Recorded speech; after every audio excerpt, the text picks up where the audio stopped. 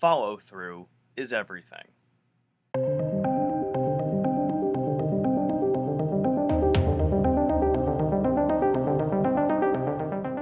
So this is one of those situations where everyday life in your mundane life applies over from there to your magical life. So let's expand on this a little bit. So, if you are the type of person where you say, okay, you promise somebody that you're going to do something and then you go and you do it, and that is the status quo and that's what you do most often, then good for you. But that's not all of us. If you have a good reason for why something didn't get done, different obstacles got in the way or timing kind of ran out, you know, things that are kind of out of your control, let's say, although arguably nothing is out of your control, then that is a good thing. The important thing is to not make excuses. Because I want you to think about this. If you are working with a particular spirit, or if you are wanting to work with a particular spirit to get something done, then they kind of look at your track record a little bit, and even subconsciously, you are even focusing on your own track record, or it's kind of brought up into your subconscious awareness, so like sub awareness, so it's not exactly 100% in your awareness or whatever, but the idea that if you are doing a spell for a certain thing, and as we all know from my videos and such, if you guys have watched them, magic requires mundane action before that you actually try to get what you want to get, and then you need a little extra help. So you do the spell work, and then there's mundane action afterwards to carry that energy through to manifesting your goal. If you are the kind of person that says you're going to do something and then you go after it and you try to get it, then magic is going to create that GPS, let's say, between point A and point B to help you get it. But if you are just going to do magic without that mundane follow through, then it has no medium in the physical world to manifest in the physical world. If you're working with particular spirits like the 50 Names of Marduk or any other entities, demons, spirits, even spirits that you create yourself, such as egregores and tulpas, the idea on following through on your word is that you are going to carry that energy through. So if you don't have a positive record of you tell people you're going to do something and then you do it, then any entities or spirits that you are working with are going to kind of know that. They are going to see that your energy and your general behaviors do not indicate that you are going to follow through on stuff. If you're just working by yourself, there is that level of like self-sabotage and self-doubt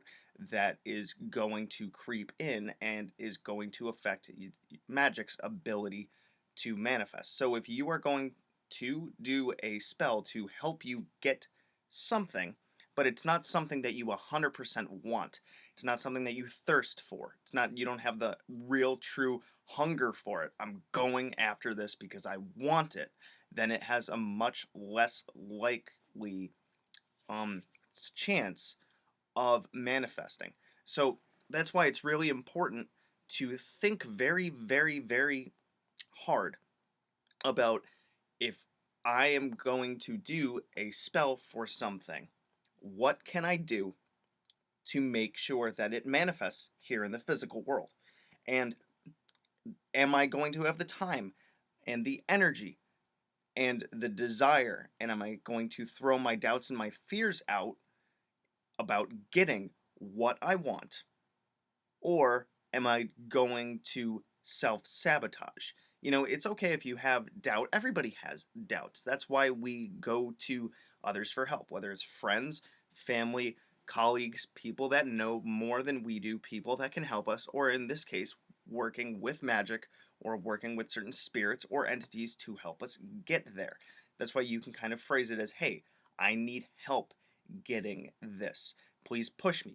There's several spirits from like the 50 Names of Marduk where they can imbue you with courage, or they can help focus your energy. So it might be more positive to work with a spirit that is going to boost your confidence for a while. Invoke them, ask them to teach you, ask them to help you with being able to boost your level of follow through or your confidence prior to going after something.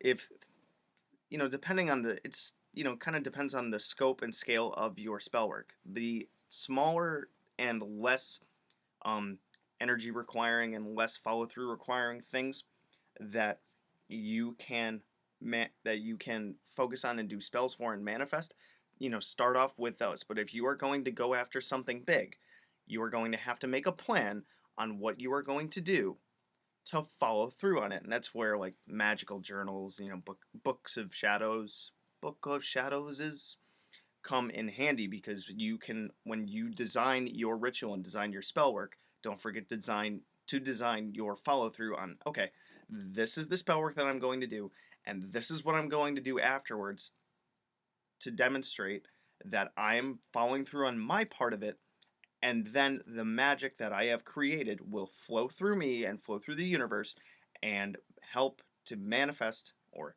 not help, but will manifest what I want.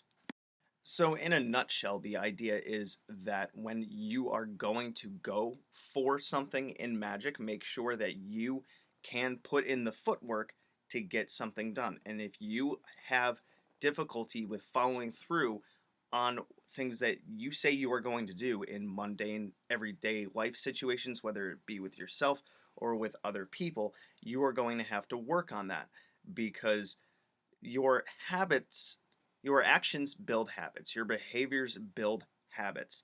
If you work with other people and you don't exactly have a positive track record of following through on stuff, spirits are going to know that, and you are going to know that.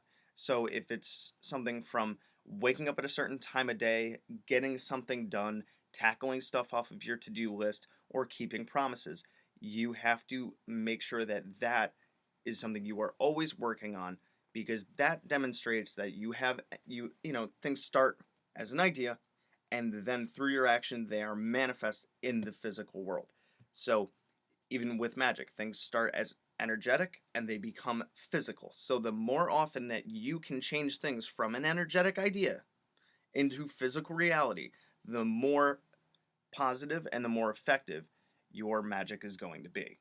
So let me know what you guys think about this. This one was kind of inspired early in the morning. You can drop some, anything in the comments, questions, comments, complaints, concerns, issues, and you can always find me on my social media. So yeah, good hunting. Thanks for watching my video. So if you want to check out my playlists, I have, among others, the Simon Necronomicon, the Tree of Life, General Magic, Tulpamancy, a playlist on my books, the elements, stones, the theories that govern magic, and the gods and goddesses of Mesopotamia. If you want to check out my books on Amazon, I have Creating Consciousness, Magical Mechanics, Magical Theater, Handy Sigil Magic, Magical Movement, which is an update and expansion upon Handy Sigil Magic, Magical Mastery, which is a combination masterwork of Magical Theater and Magical Mechanics, and The Guide to the Spheres and Beyond. You can also find me on Facebook at Magickology YT. You can email me at priestofthenecro@gmail.com, and you can even check out my Instagram, which is Magickology. And good hunting.